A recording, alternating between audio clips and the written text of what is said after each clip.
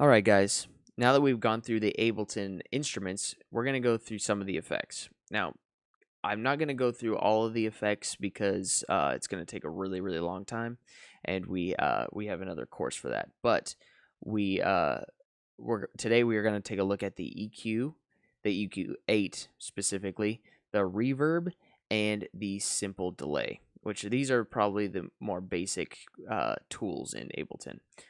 Apart from the compressor, but we're not going to talk about that today.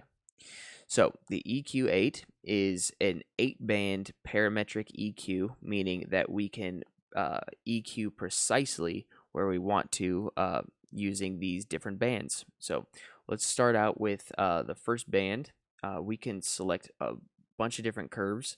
We'll go through each of these curves. This first one is the high pass ×4. We'll go through the difference of that in a second.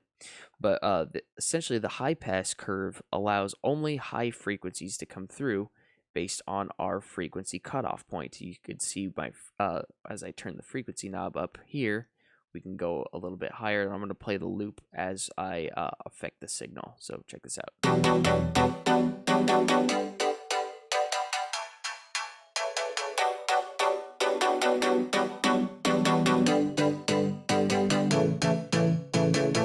Okay, now listen to when I switch from the ×4 curve to the regular high pass curve. Listen. I'm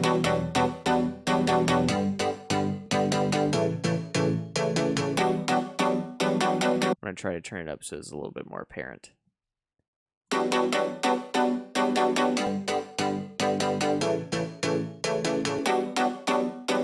You can hear like these frequencies right down here in the 100 hertz range. They kind of just drop out when I switch it to the ×4 curve.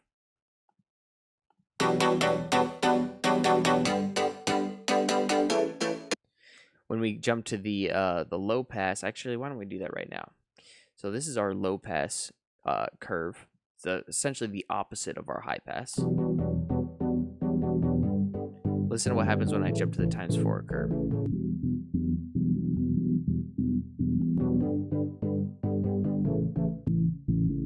The change is a lot more audible. So this is when if you want to really make a harsh cut at a certain frequency point, you'd want to use that ×4. But otherwise, just stick with the regular. So those are the high pass and low pass curves. Right here we have a low shelf curve.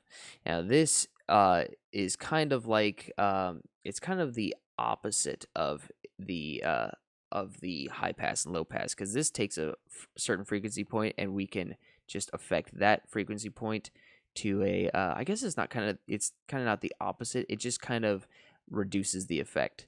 So instead of cutting the frequency below that certain point completely out of the signal, we only lower it a little bit or raise it.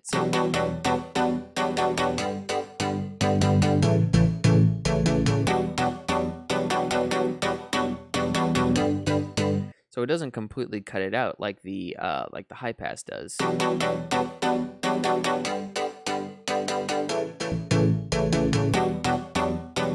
It only reduces it a little bit. So on the flip side right here, we have the high pass curve, or the high shelf curve.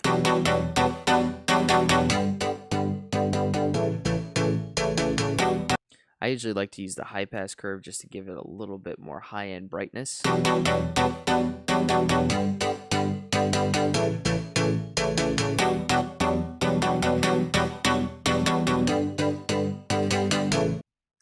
want to try to avoid the clipping too, because that's not a good thing when you're getting into the mixing realm.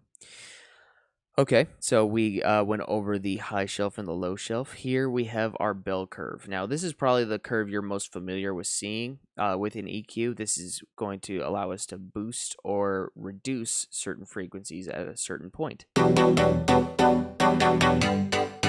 And we can adjust the how wide this curve is by using the Q knob right here. So we can shrink it or we can make it really wide.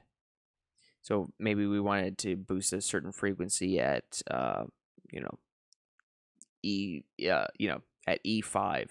So So we'll go down here and try to find that E5 frequency. If you have a frequency chart, you can look there, and it'll tell you the exact frequency that the that E5 is at. Or you can come up here, click this this button, and this will make the EQ full screen. And you can see, look down here in this corner here, where I roll my mouse over, it'll tell me the exact frequency my mouse is at, and we can find, okay, E5 is right. Well, I guess it's like right here in the middle, about like 1.3, yeah, 1.3K. And we can adjust that. We can even type the value right here, 1.3K, or 1,300, excuse me. And that will that'll set that point right there. And we can reduce it, sweep it across, or just raise it up.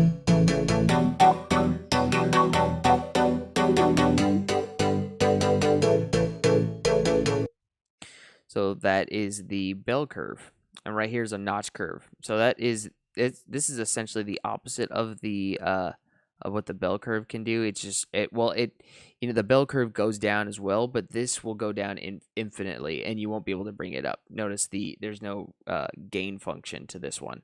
It's just cutting out a notch.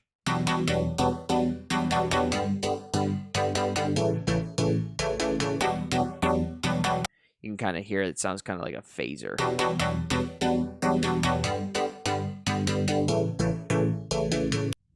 So those are the different curve types. Right over here we have the button to audition the frequency that we're affecting. Right here, this headphones button. So it will only work when I'm clicking and holding. I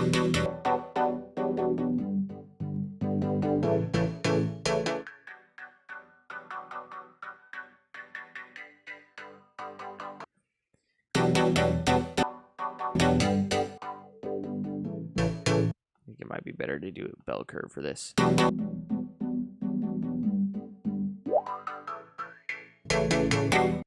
So that's good for like finding those really resonant, sharp, harsh tones that you want to cut out of your sound. This headphone button is good for to do that, the audition mode. Right here we can turn off the analyzer.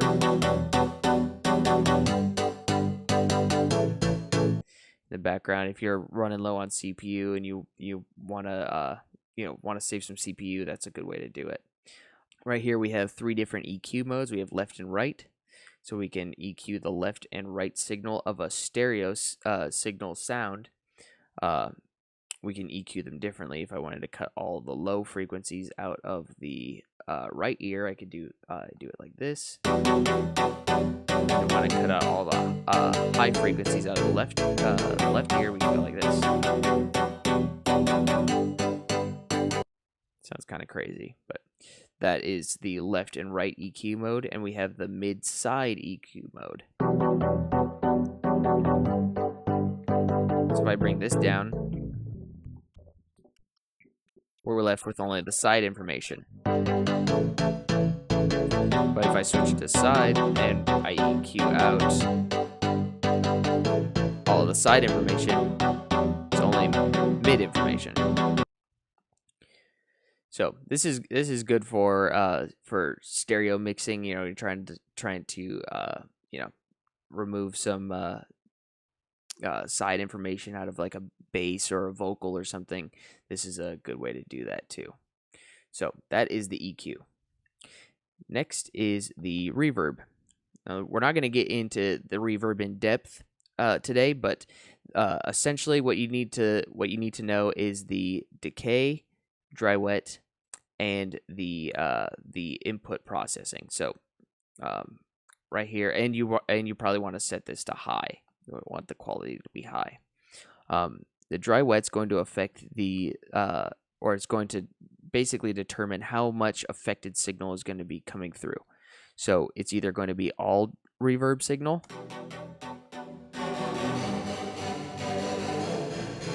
or it's going to be no reverb signal, or somewhere in between.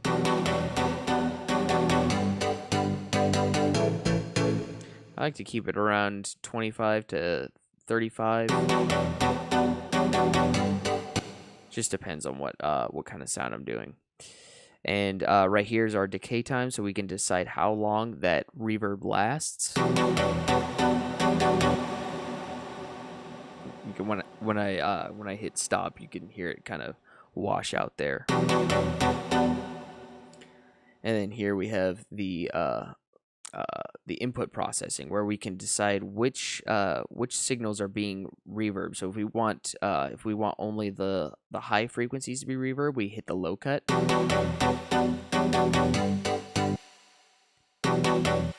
You can kind of hear it's really bright on the top end there.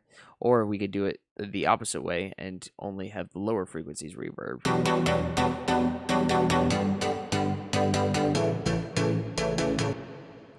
So that's the reverb. Well, a crash course on the reverb. Here is the simple delay. So the simple delay is it's a really simplified delay, really straightforward. These numbers indicate 16th notes. So if we want it, I have it set here to 3 16th notes, and we can control the left and the right ear independently. So I'm going to play a little bit of it and then stop it so you can hear what the delay effect is doing. So I'm going to play a little bit. So the feedback is controlling exactly how long the delayed signal is going to be heard. So the more we turn it down, the less it lasts. But if we turn it up, it's going to last a little bit longer. And the dry wet knob is going to be the same as the reverb. Like all delayed signal, no delayed signal, and then half and half. So we can control the left and right ear differently. So we can have different have the delays coming at different times. I'll turn the feedback up so we can hear it a little bit better. You can kind of hear it bouncing back and forth if you're wearing headphones. We can turn off the sync, so it won't be set to a grid. We can have them be delayed by milliseconds, and we can also link them together, so they're all so the left and right are being delayed at the same time. Or we can switch it back to sync and just have them be delayed in the left and right ear at the same time too. So those are the pretty much essential effects you need to know for processing as a beginner. Like I said, there's an entire course on all of the effects in Ableton Live, and you'll need to go through those and learn about all of them, but these are the essentials. So, all right, guys, that's it for the essential effects. I'll see you in the next video for automation.